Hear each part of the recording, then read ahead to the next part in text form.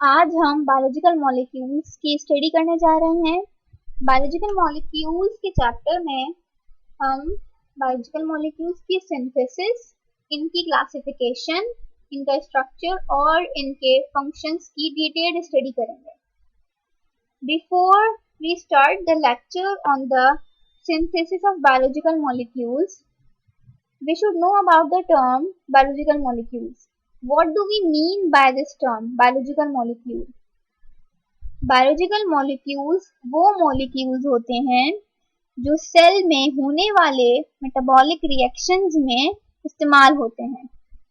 Biological molecules are those molecules which take part in the metabolic reactions of the cell. जो भी molecules metabolism में use हो रहे हैं उन्हें हम बायोलॉजिकल मॉलिक्यूल्स कहेंगे।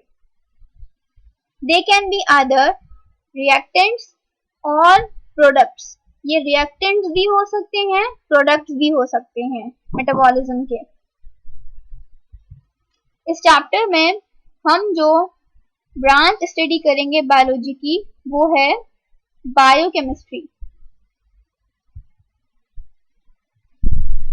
Biochemistry is the branch of biology in which we deal with the study of chemical composition of the biochemicals and chemical processes inside the living organism.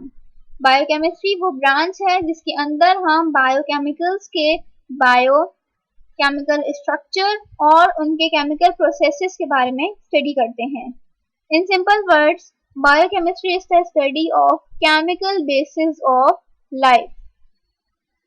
Biochemicals वो chemicals होते हैं जो लिविंग ऑर्गेनिजम्स में produce होते हैं और ये biomolecules की सिंथेसिस के बाद बनते हैं। बायोलॉजिकल मॉलिक्यूल्स हमारी बॉडी में 4 बेसिक टाइप के होते हैं: proteins, carbohydrates, lipids and the nucleic acids. जबकि biomolecules, biochemicals are infinite, they are unlimited in the body. बहुत सारे एलिमेंट्स यूज होते हैं in the formation of biochemical, जिसमें से 6 मेजर एलिमेंट्स होते हैं। Number 1 is the carbon,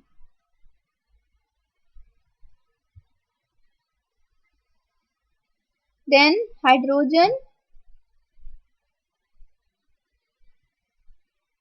oxygen, nitrogen,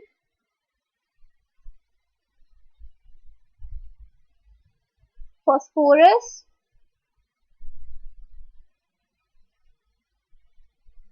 and sulfur.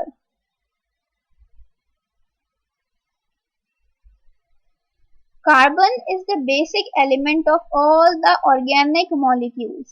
जितने भी ऑर्गेनिक मॉलिक्यूल्स बॉडी में होते हैं उनका स्केलेटल फ्रेमवर्क कार्बन बनाता है।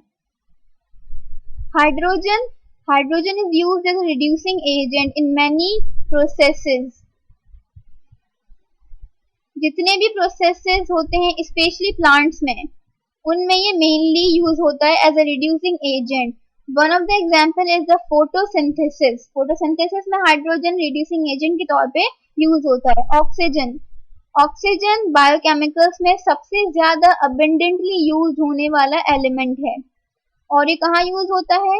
The respiration, aerobic respiration. Aerobic respiration वो रेस्पिरेशन है जो ऑक्सीजन की मदद से होती है। नाइट्रोजन यूज होता है कुछ बायोमोलिक्यूल्स की सिंथेसिस में, like amino acids, proteins and nucleic acids. Phosphorus भी बायोमोलिक्यूल्स के बनाने में यूज होता है। ATP, adenosine triphosphate, which is an energy rich compound, nucleic acids etcetera. Sulphur सबसे कम यूज होने वाला एलिमेंट है इन 6 एलिमेंट्स में से और ये यूज होता है इन the formation of few proteins. इससे पहले कि हम बायोलॉजिकल मॉलिक्यूल्स की डिटेल्ड क्लासिफिकेशन पे जाएं, हमें सेल का स्ट्रक्चर मालूम होना जरूरी है। दिस इज द सेल, ये इसकी सेल मेम्ब्रेन है और बीच में होता है न्यूक्लियस। न्यूक्लियस के बाहर मौजूद होता है साइटोप्लाज्म। साइटोप्लाज्म वो फ्लूइड पोर्शन है जो न्यूक्लियस और सेल मेम्ब्रेन के बीच में होता है। याद रहे, cytoplasm is the fluid portion. Cytoplasm वो फ्लूइड पोर्शन है जो न्यूक्लियस और मेम्ब्रेन के बीच में है। साइटोप्लाज्म फ्लूइड को नहीं कहते, फ्लूइड पोर्शन को कहते हैं जिसके अंदर ऑर्गेनेल्स होते हैं। Organelles are smallest bodies present immersed in the cytoplasm.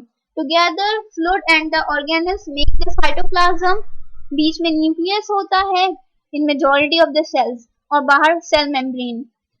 The question is, where is the protoplasm? Protoplasm कहाँ पे होता है और क्या होता है?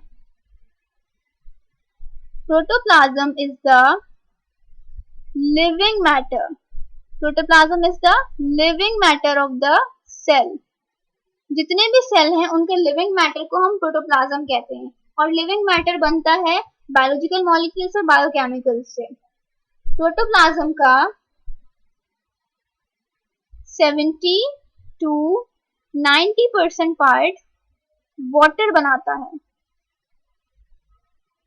बकिया 10 to 30% दूसरे बायोमोलिक्यूल्स बनाते हैं। अगर हम प्रोटोप्लाज्म में से वाटर को एवापोरेट कर दें तो जो बकिया बायोमोलिक्यूल्स और मैटर बच जाता है उसे हम ड्राई वेट कहते हैं। What is the dry weight of the cell? Dry weight is the protoplasm of the cell from which the water has been evaporated out. Water निकाल लिया गया हो, एवापोरेट कर लिया गया हो, उसे हम कहते हैं dry weight of the cell, जिसका मेजर पोर्शन बनाता है प्रोटीन और फिर कार्बोहाइड्रेट्स और दूसरे बायोमोलिक्यूल्स। हम कंपेयर करते हैं एक बैक्टीरियल सेल को और एक मैमेलियन सेल को और फिर देखते हैं कि क्या फर्क है दोनों के केमिकल कंपोजिशन में, उन दोनों के बायोकेमिकल्स में।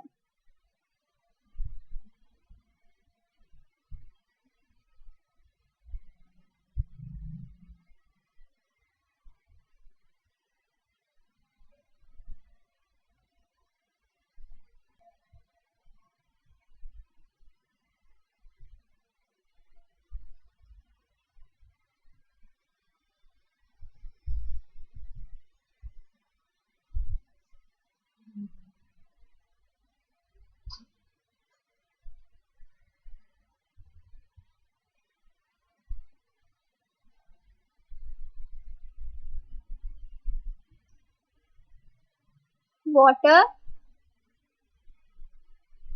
is the majority portion of the bacterial cell and mammalian cell. दोनों में 70% मौजूद होता है। Next is the protein. Bacterial cell में 15%, mammalian then carbohydrates। Bacterial cell में 3%, mammalian सेल में 4%, lipids